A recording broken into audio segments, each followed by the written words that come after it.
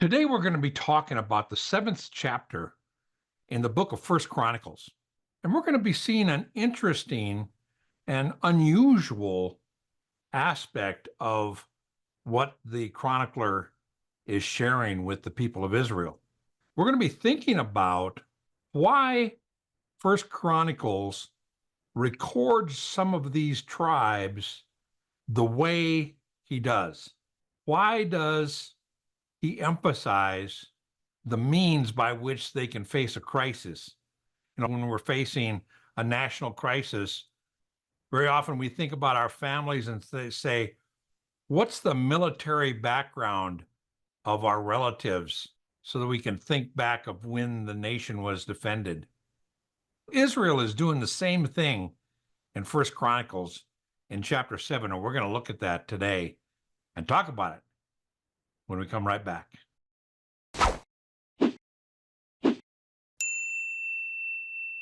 Hi, and welcome to Bible Study with Friends, where our goal is to help you get more impact from your Bible study.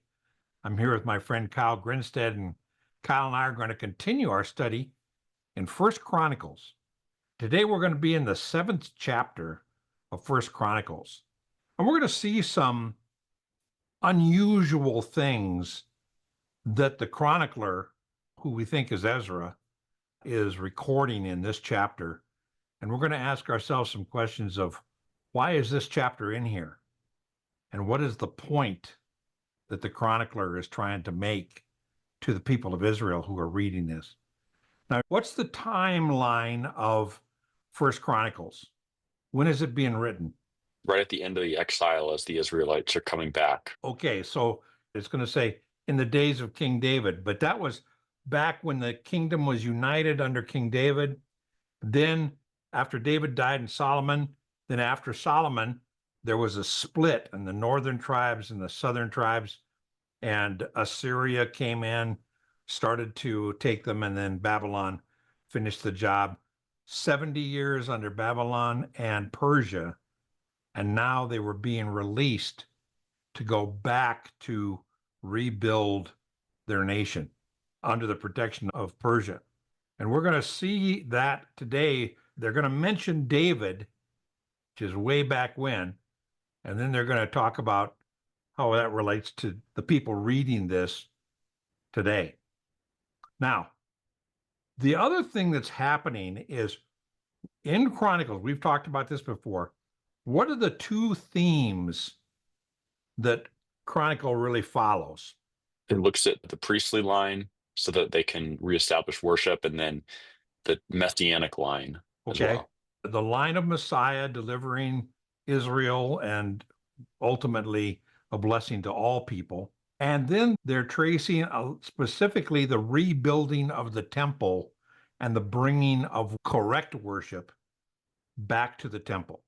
And today we're going to see some interesting questions as we go here. We're going to go from verse 1 and we're going to cover down to verse 40 in kind of an overview. Now, you might have a little thing in your Bible that says the genealogy of the northern tribes, but that's a misnomer because I'm going to show you a map here. It's going to talk about tribes all the way from Asher and Naphtali through Issachar down into Manasseh, both Manasseh and the half tribe of Manasseh on the east side of the Jordan, all the way down to Benjamin and Ephraim. So to say that this is about the northern tribes is a misnomer because Benjamin is pretty south, right? So we need to ask ourselves in chapter 7, if this is not a chronology of the northern tribes, what is it? And as we go here, he's going to set out various tribes. The first tribe we're going to see is Issachar. In fact, let's look at that real quick. And we're going to ask ourselves some questions here of what do we observe. Now, it says, the sons of Issachar, and Issachar is one of the 12 sons of Israel. And then it follows what it's been doing this whole book, and that is, it doesn't give an exhaustive genealogy. it might go one son in, or it might mention three sons, and then it'll say the one son of each of those sons. It doesn't go any deeper.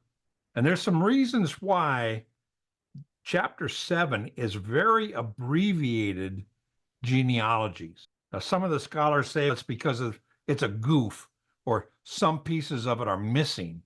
But a better explanation would be, by the time this is being written after the 70-year captivity, and the Assyria had come in and Babylon had come in, a lot of aspects of the tribes had been completely wiped out. Some sons survived into the captivity, but many sons had been wiped out completely. They basically disappeared under Assyria and Babylon and Persia. So by the time the 70 years is over and they're going to come back out, he is highlighting the genealogies of the tribes he's aware still exist. And that's why it may name somebody and say he's got 3 sons, when in other places in the scripture he's got 12 sons or 10 sons. But only 3 of them are mentioned in chapter 7 because perhaps those are the surviving sons of the clan. That makes sense. Now, when you looked at chapter 7 and you read through the whole chapter, did you notice anything that was unusual? I talked about valiant warriors quite a bit. Right, good. Now, if you flip over to chapter 5, this is the first time that term, men of valor, was used. Look at 1 Chronicles 5:18, and then jump to 23. The sons of Reuben, the Gadites, and the half-tribe of Manasseh, consisting of valiant men, men who carried shield and sword and shot with a bow, were skillful in battle, totaled 45,000 who went to war. Okay. Now, one of the things we saw for the very first time in chapter 5, and only for this one tribe, the half-tribe of Manasseh, was it mentions men of valor. And how would you define, from what we're going to see and what you saw in those verses, how would you define the men of valor? What would be a definition? Basically warriors, okay, fighters. They were combat troops. These were men available to fight, to defend other tribes. And they would very often, if one tribe got attacked, the men of valor from all over would come and join in and fight on their behalf. Now, we know men of valor is a term that's used throughout the Old Testament. David is called a man of valor. When they're wondering who should face Goliath, some guy says, I know this guy. He's a young guy, shepherd, a musician, and he's a man of valor, a great warrior. And that's how David is introduced. So that ties in this line of David into this term, men of valor. And we're going to see that as we go, just looking at that term as we go here. Look at these verses.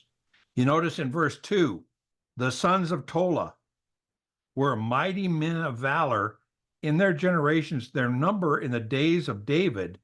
So he's referring back when, at the height of the kingdom, there were 22,000 troops that were descendants of Tola.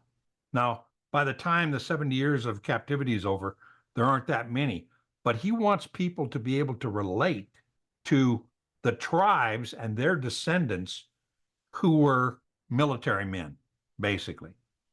And every time that it talks about a man of valor, it also gives a number. That's something else we're going to see. Look down at verse 4.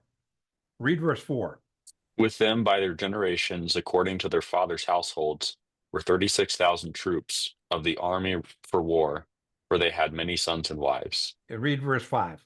Their relatives among all the families of Issachar were mighty men of valor, enrolled by genealogy, in all 87,000.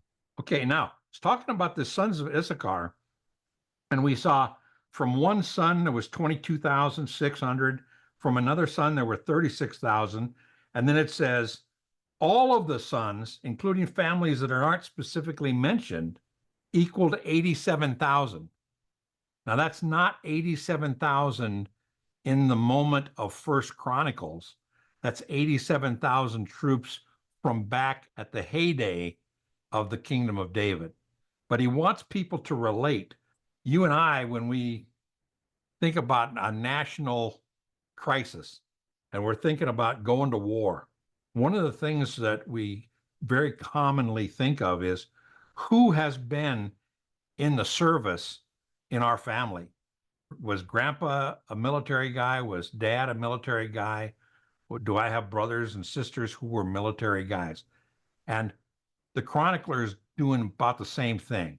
Now, why Okay. is it important to talk about men of valor? He's talked about guys in that were descended of this tribe that were shepherds, and guys that were textile people, and other guys that were priests and construction guys. And now all of a sudden he's talking about men of valor. And this is back from the days when they served, when there were umpteen zillion troops. Now, why do you think First Chronicles coming out of the captivity, why would it be important to relate and say, okay, you may be a descendant of a man of valor? Why would that be important? Maybe encouraging people from those families to pick up their ancestors' roles and help defend now that they're back in the land. Because when they go back, we know from the book of Ezra and the book of Nehemiah that when they went back to Jerusalem and to rebuild the nation, including the temple, that there were enemies of Israel that were still there in the land and that resisted them. And it talks about Zerubbabel when he was talking about building the wall around Jerusalem. He had to have guys building and at the same time had their weapons ready to defend. So there was another role. We were going to have geographic areas that we wanted people to go back to. We had industries and trades that we wanted people to relate back to and go back to the family business. And here we have men of valor who are going to be men at arms, who will be ready and be descendant. My father, grandfather, uncle, you see what I'm saying? And because it relates almost every tribe as it starts out. Let's look at this. After Issachar, it goes down to the tribe of Benjamin. Now, this is interesting because it's going to go very quickly. The tribe of Benjamin goes from verse 6 down to verse 12. But the next chapter 8 goes into a lot of detail about Benjamin. The whole chapter 8 is just about the sons of Benjamin. So Okay. here they're giving a very abbreviated genealogy and concentrating on the men of Benjamin who were, look at verse 7, they were heads of households, mighty men of valor, 22,034, enrolled by genealogy in the tribe of Benjamin, right? And then you have Belker and his sons in verse 8, all the sons of Belker, they were enrolled by genealogy according to their generations. Verse 9, head of their families, households, 20,200 mighty men of valor. See that term? So these are kind of Yeah. comments. They're not part of the genealogy as far as people, but they're part of the genealogy as far as the function that those people had. And it goes to the same thing. Jediel is the same thing. Look at verse 11. And if you go down, verse 11, the sons of Jediel, according to the heads of their households, 17,200 mighty men of valor who were ready to go out with the army to war. So again, he's relating people that are coming out of the captivity, saying your relatives were relatives that were ready to defend Israel in the land. And now we're going back to the land. So you ought to think about the role your descendants played and perhaps sign up for the same role. That makes sense? Yeah. And you see how Yep. that could fit into we're protecting the rebuilding of Jerusalem because that's where the temple is going to be and it needs to be protected. Yeah. So it all ties back to kind of that temple worship theme. That's right. The two things, rebuild the temple because that's where the messianic line is going to go through the temple to the Messiah through David. And David has mentioned this all saying, back in the time of David, who set up the Messianic line, these were men of great valor. Okay. And that continues on. Here's something very interesting. The genealogy of Naphtali is one verse. Okay. And it basically is just a verse that says these guys were descendants. And if you can relate to them, that's great. They're not called men of valor. They're just sons of Jacob. Okay. Then it goes Okay. to the sons of Manasseh. Now, Manasseh is not a son of Jacob. He is the grandson of Jacob. Manasseh is the son of Joseph. And Right. and so it jumps, but Manasseh plays a role in the geographic protection of Israel. And you've got two things going on. You've got Manasseh and you've got the half tribe of Manasseh. Manasseh was on the west side of the Jordan. Let me show you. Manasseh is over here on the west side. On the east side of the Jordan is what's called the half tribe of Manasseh, because they're mixed. And that's where you get Gilead and all these areas. Now, when it's talking about Manasseh, and it's talking about the territory that Manasseh protected, it starts to mention some cities. It mentions Jezreel up in Issachar. It mentions Megiddo. It mentions all the way down to Gezer and Gibeon and Bethel. So this whole area, and also Gilead over here. So this whole area was an area that was not only descendants lived there, but it was also, they defended that area. And so this is, when we go back, we're going to go back and we're going to resettle in some of these areas. And you need to think about your relatives who helped defend those areas back in the day. Okay. So we go back to these verses. And then we have some women named. This is very interesting. Under Manasseh, you have Machir, and he had sons. And in verse 15, and they had a sister, okay? Hupim and Shupim, they had a sister named Makah. And the name of the second was another son, right? But Zelophehad only had daughters. Now that becomes important because in the book of Joshua, and we're going to see this is a line that traces right to Joshua as the one who led after they came out of Egypt.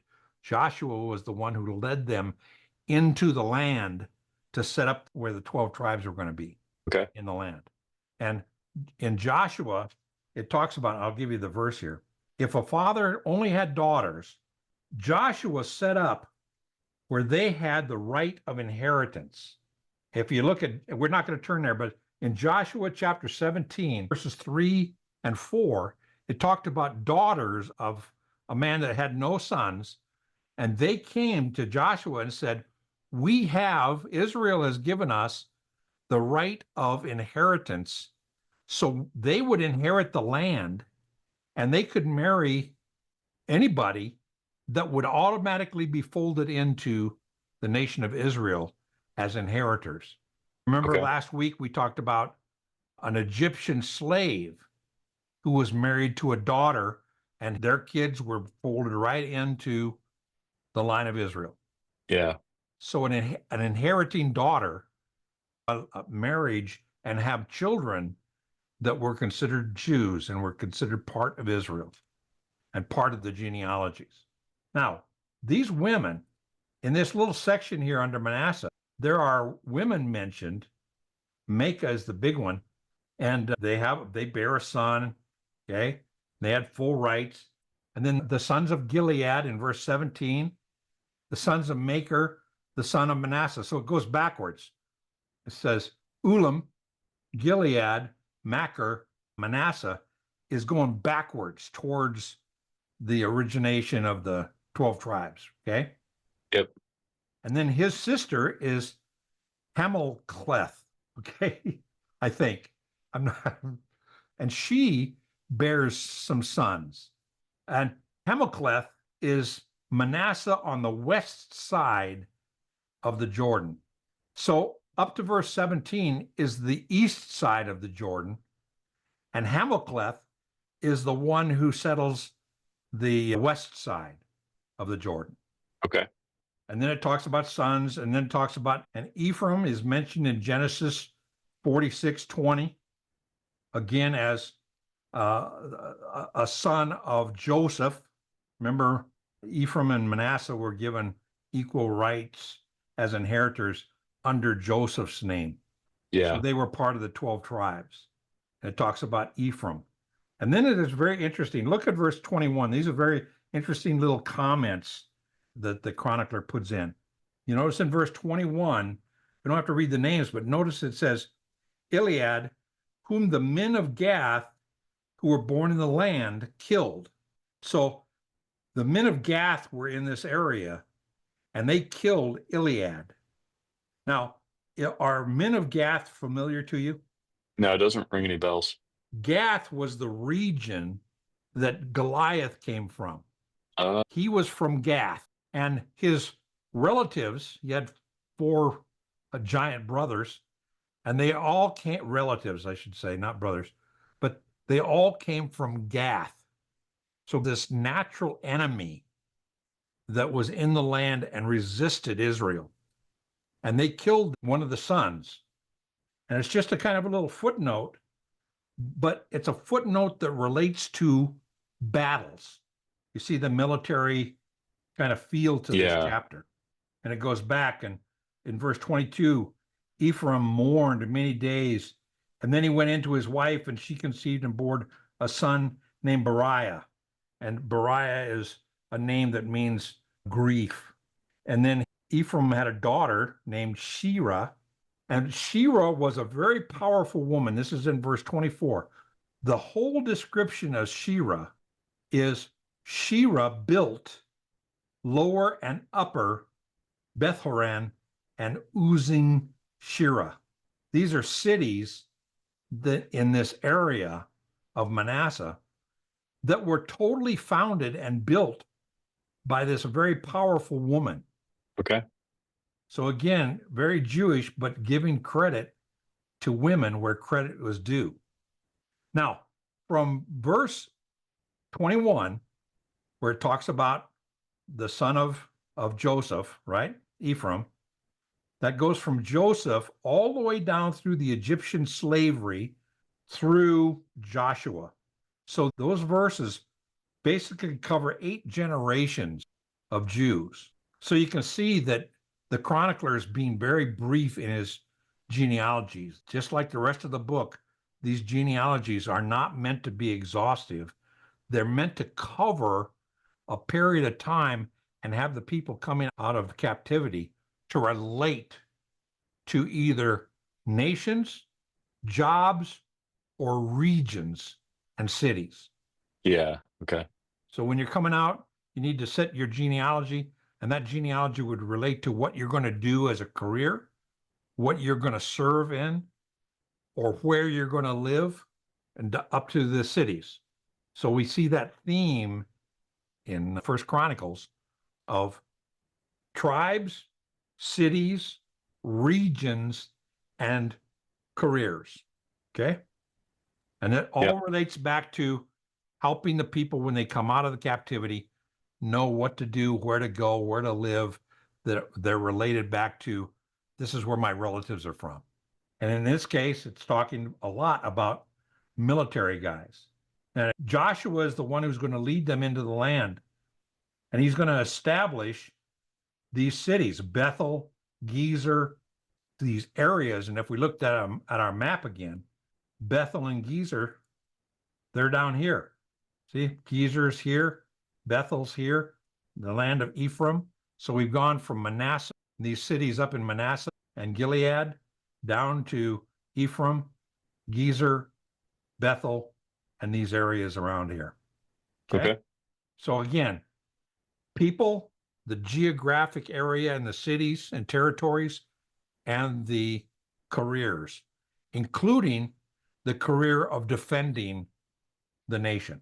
Now that theme goes all the way to the end, verse 40. It goes through Asher, who's another one of the 12 sons, and Sarah, the sister of Asher.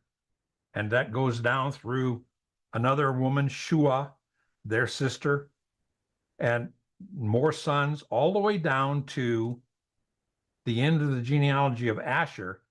Read verse 40. All these were the sons of Asher, heads of their fathers' houses, choice and mighty men of valor, heads of the princes. And the number of them enrolled by genealogy for service in war was 26,000 men. So you notice that where it says for service in war. So if I'm going to relate to my relatives, these were relatives that had a role in the nation of serving in warfare Yeah. and protecting the nation. So these northern tribes, they're not the major tribes of the line of Messiah. That's going to be down Judah and Benjamin. But they're important in the fact that they played a role in protecting the physical temple and protecting the line of Messiah. Okay. Yeah. And so they would be encouraged to serve in that way. It'd be like a draft who they came, if the first people they come to are people that have military experience in the family. Yeah. Any other observations about this chapter? It went quick because it really is a chapter that abbreviates a ton of stuff. And a lot of scholars will say, oh, this must be a mistake because it mentions 3 sons when over in Numbers or in 1 Samuel or somewhere, it mentions 10 sons. Oh, they must have made a mistake and left them out. Or the sons were dead and that Yeah. line had basically gone away. Could have been. But the emphasis is on service. We've seen service as priests, service as construction guys, service in agriculture, and now we're seeing service in military men of valor who are going to defend the nation. Yeah. That's cool. And then next week, we're going to go into the details about Benjamin. Now it's starting to focus down. And that's important because Benjamin was the tribe of Saul and later was the tribe of Paul, the apostle Paul, who was originally named Saul after King Saul. So this kingdom line that's going to ultimately go from Saul to David is really in the line of Benjamin that we're going to see. And we'll see that next week. Any other observations? Anything occur to you while you read that? Nothing beyond what we talked about. Yeah. I Yeah. noticed that phrase, the men of valor. So it was cool that we dug into that. Yeah. And it's basically a code name for a soldier. David's army. David was a man of valor, and his little army were all called men of valor because they were elite soldiers. We'll see what happens in Benjamin next week. All right. Well, we've been looking at the military aspects, the defense aspects of the families of Israel as they're coming back from the exile. I want to recommend a video to you. It's along the same idea of defending. The title is The Battle for Our Faith and Prayers. It's out of 1 Timothy chapter 1, and I think you'll enjoy it. If you do, be sure to hit the subscribe button and the like button. That helps us. And listen, we'll continue our study in 1 Chronicles next week. And until then, God bless you.